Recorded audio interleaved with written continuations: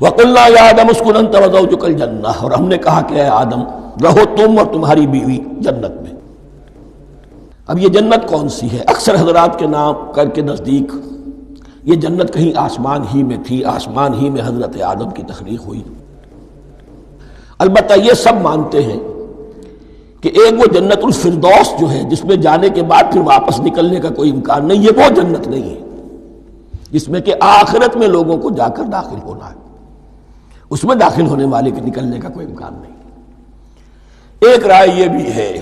میرا رجحان اس رائے کی طرف ہے، تخلیق آدم اسی زمین پر ہوئی ہے۔ وہ جن مراحل سے گزری ہے تخلیق وہ ایک علیحدہ مسئلہ ہے۔ بایولوجی اور وحی دونوں اس پر متفق ہیں کہ مٹی سے، کرسٹ آف دی ارتھ سے انسان بنا ہے، اس پر اتفاق ہے، قرآن کا بھی اور بایولوجی کا بھی، جدید علم الحیوانات کا بھی، علم الحیات کا۔ سٹیجز کیا ہیں اس میں اختلاف ہو سکتا ہے، اس کو چھوڑ دیجئے، وہ اس وقت کا بحث نہیں۔ یہی کسی اونچے مقام پر کوئی سرسبز و شاداب علاقہ تھا جہاں حضرت آدم کو رکھا گیا، کہ جہاں ہر طرح کے میوے تھے، ہر شے، لا تظمأ فیہا ولا تضحیٰ، نہ اس میں بھوک لگے گی نہ دھوپ تمہیں ستائے گی، ہر طرح کی چیز تمہیں فراہم ہے۔ وہاں رکھے گئے ہیں صرف ایک ڈیمانسٹریشن کے لیے کہ انہیں نظر آ جائے کہ شیطان میرا دشمن ہے، وہ مجھے ورغلائے گا، طرح طرح سے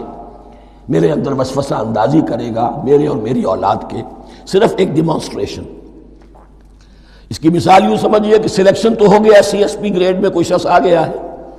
لیکن اب وہ سول سروس اکیڈمی میں رکھا جا رہا ہے۔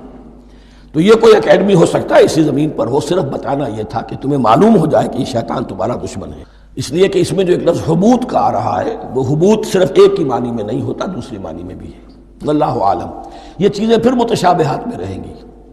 اس لیے ان کے بارے میں کوئی ایک رائے دوسری رائے، اس کے لیے ذہن سے، عقل سے بات کر کے ایک یا دوسری رائے اختیار کر سکتے ہیں۔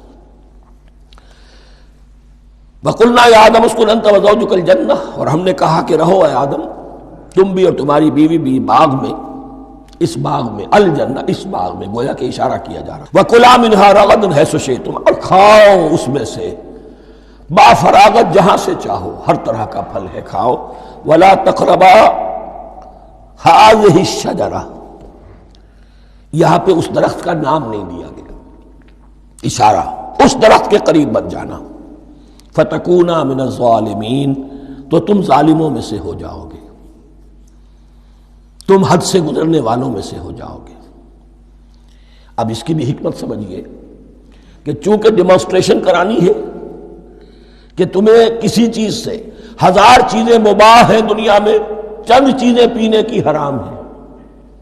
اب تم اگر ان ہزار مباح چیزوں کو چھوڑ کر حرام چیز کو پیتے ہو تو یہ تمہارا اختیار ہوا، جبکہ اللہ تعالیٰ نے مباحات کا دائرہ بہت وسیع رکھا ہے۔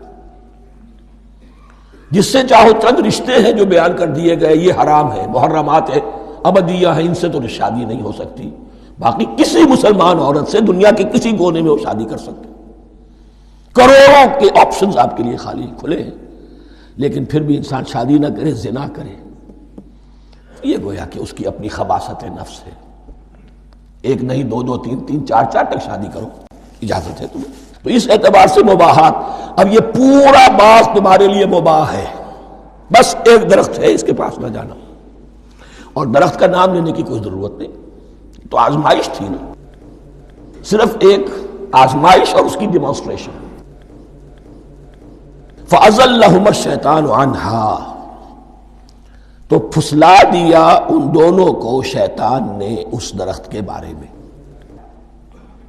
اب وہ کس کس طریقے سے پھسلایا، یہ بھی جیسا کہ میں نے عرض کیا 6 مرتبہ چونکہ یہ قصہ آ چکا ہے، اس کی آپ کو سورہ طٰہٰ میں تفصیل ملے گی، کس کس طریقے سے پھسلایا اور اس بات کے لیے تیار کیا۔ فَأَخْرَجَهُمَا مِمَّا كَانَا فِيهِ، تو نکلوا دیا ان دونوں کو اس کیفیت میں سے جس میں کہ وہ تھے، وہ کیفیت کہ نہ کوئی مشقت ہے نہ کوئی محنت ہے، اور انسان کو ہر طرح کا اچھے سے اچھا پھل مل رہا ہے، تمام ضروریات فراہم ہیں، خاص کوئی حلہ جنت ہے جس کا کہ لباس بھی عطا کیا گیا ہے، لیکن ان کیفیات سے اب نکال کر، اب جسے آپ کہیں گے بٹر فیکٹس آف لائف، اچھا اب جاؤ